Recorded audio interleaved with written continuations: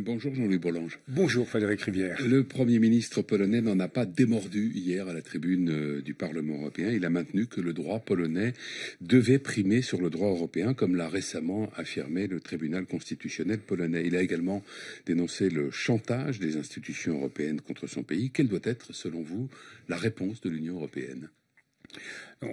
D'abord, le Premier ministre polonais, il n'a pas démordu, personne n'attendait qu'il démorde. On savait bien qu'il allait persévérer dans sa voie. Je crois qu'il faut d'abord démontrer plutôt l'incongruité du système. Ce qu'il faut comprendre, c'est que c'est pas la question de savoir si le droit communautaire est supérieur ou inférieur au droit national. En réalité, si le droit communautaire n'est pas supérieur au droit national, il n'y a plus de droit communautaire. Quand vous faites, qu'est-ce que c'est que le droit communautaire? C'est le droit du contrat, c'est-à-dire c'est 27 pays qui décident ensemble de faire quelque chose. Si après que la décision est prise, que la directive est lancée, etc., chacun revient chez soi et dit moi, il y a tel et tel aspect qui ne m'intéresse pas. C'est comme si vous faisiez un bail, vous signiez un bail avec votre pour avoir un appartement, que vous reveniez chez vous en disant écoutez, ce bail il est très bien, je vais simplement diminuer le loyer par 2. Bon, il est évident qu'il n'y aurait plus de bail. Il n'y aurait plus donc le problème. Mais à contrario, pour reprendre l'image de l'immobilier, est-ce qu'on n'est pas passé dans une situation où le syndic de copropriété ne gère plus seulement les parties communes, mais vient aussi dans les appartements dire je veux que le papier peint soit de telle couleur ou la baignoire de telle taille? Alors ça, on peut discuter. Alors la particularité, c'est que l'Europe, c'est du droit dérivé, comme on dit. C'est-à-dire, c'est pas simplement un traité, c'est un traité qui a mis au point un mécanisme procédural, très démocratique d'ailleurs, avec les États au sein du Conseil, avec le Parlement, avec la Cour de justice, pour produire des règles communes. Alors, ces règles communes, il faut qu'il y ait un juge, et ce juge, c'est la Cour de justice. Je rappelle que la Cour de justice est composée de juges désignés par les États membres. Ce ne sont pas des juges qui surgissent de nulle part, ce sont des juges que les États membres se sont mis d'accord. Alors là où il y a un problème, il se pose pas du tout à propos de l'affaire. Il y a deux problèmes à propos de ça. Le premier, c'est que la constitution d'un pays, c'est quelque chose. Même si vous dites le droit communautaire, c'est supérieur, le bon sens résiste en disant non, la constitution, c'est la loi fondamentale d'un État. Si bien qu'on fait toujours attention à éviter de mettre en contradiction le traité. Chaque fois qu'on a fait un traité nouveau donnant une compétence nouvelle à l'Union, on a consulté le Conseil constitutionnel pour savoir, en France, pour savoir si ça collait. Et le Conseil constitutionnel nous a dit la plupart des temps, il faut changer tel aspect de la Constitution. Ce qu'on a fait.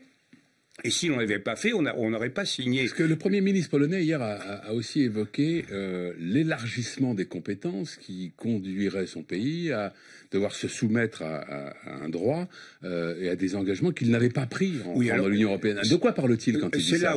C'est là où il est vraiment tout à fait en faute. C'est qu'il ne s'agit pas simplement, comme les Britanniques qui disaient on conteste telle ou telle décision. Oui. Il s'agit du cœur de la machine. C'est-à-dire que l'adhésion à l'Union européenne, le traité de l'Union européenne, c'est un accord sur des principes démocratiques, sur le respect de l'état de droit, sur les libertés fondamentales, sur le pluralisme, sur la démocratie représentative. Or là, nous sommes en face, en Pologne, d'une tentative extrêmement puissante de remise en cause des libertés fondamentales. Et notamment la Cour constitutionnelle, ça n'est pas une Cour constitutionnelle. Ce sont des juges aux ordres du gouvernement de Varsovie. Il y a eu des tas de mesures de mille manières pour prendre le contrôle politique par le gouvernement de ces juges. Donc nous sommes dans une remise en cause de l'état de droit en Pologne, et ça nous concerne parce que, voyez-vous, l'Union européenne, ça fonctionne avec des États. Si vous ne respectez pas la démocratie en Pologne, vous ne respectez pas la démocratie dans l'Union européenne parce que vous avez des Polonais au Parlement européen, parce que vous avez des Polonais au Conseil des ministres, parce que vous avez des Polonais comme juges à la Cour de justice ou à la Cour des comptes. Et donc, en réalité, derrière cette affaire, c'est le fonctionnement même de l'Union telle que nous l'avons construite démocratiquement, contrairement à ce qui est dit, très très respectueuse du droit, qui est en cause. Donc il y a vraiment péril en la demeure. C'est pas un petit abus de pouvoir qui est en cause. C'est le cœur même de l'organisation démocratique de l'Union européenne. On ne peut pas accepter qu'un certain nombre d'États fonctionne sur un mode de ce qu'on appelle maintenant, pour un mot un peu obscur, mais quand même assez éclairant, une démocrature. Le clair-obscur. Rapidement, parce que je voudrais qu'on aborde un ou deux autres sujets, mais est-ce que la Grande-Bretagne a ouvert une brèche? Est-ce qu'elle a dédramatisé finalement la sortie de l'Union européenne? Non, en tout cas, les Polonais n'envisagent absolument pas de sortir de l'Union européenne. Et les Polonais veulent le beurre et l'argent du beurre, c'est tout. Et l'Union européenne n'envisage pas d'exclure la Pologne.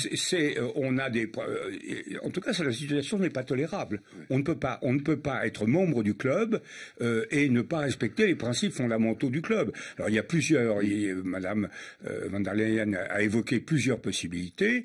La plus simple et la plus expédiente aujourd'hui, c'est en tout cas de bloquer les fonds, ce que demande par exemple le Premier ministre néerlandais, de bloquer les fonds du plan de relance européen, Next Generation, à partir du moment où nous avons des instruments juridiques pour ça, en disant si l'état de droit n'est pas respecté en Pologne, donc si le bon fonctionnement de l'argent public européen n'est pas assuré, on bloque ça. Ce serait une absurdité. Et les Polonais en sont conscients. Moi, je connais bien la Pologne. J'ai beaucoup participé à l'adhésion, à l'introduction de la Pologne quand j'étais parlementaire européen. Je peux vous dire que le mouvement pro-européen en Pologne est beaucoup plus fort que dans d'autres pays, et sans doute plus fort qu'en France. Mais on a un gouvernement qui est très obscurantiste et qui vraiment a vis-à-vis des règles démocratiques une attitude très profondément négative.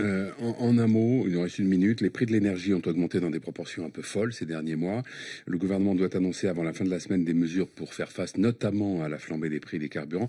Est-ce qu'il y a pour vous dans cette situation les ferments d'une nouvelle crise sociale, un peu à la manière de celle des Gilets jaunes? Je ne sais pas si c'est celle des Gilets jaunes, mais je crois d'une façon générale que tout ce qu'on fait sur le plan de l'adaptation climatique, de l'adaptation aux pénuries est quelque chose de extrêmement révolutionnaire. Je pense que nous ne pourrons pas aborder les transitions que nous devons mener au cours des années à venir, nous ne pourrons pas l'aborder sans avoir un très solide bouclier social. Alors maintenant, il s'agit de discuter de la consistance, de la structure de ce bouclier, mais il va y avoir des embardées dans tous les domaines qui vont effectivement atteindre les gens dans leur pouvoir d'achat, et plutôt ceux qui n'ont pas beaucoup d'argent. Donc là, c'est une vraie préoccupation. La préoccupation sociale, elle sera centrale au cours des 10 prochaines années. Merci Jean-Louis Bourlanges. Bonne journée.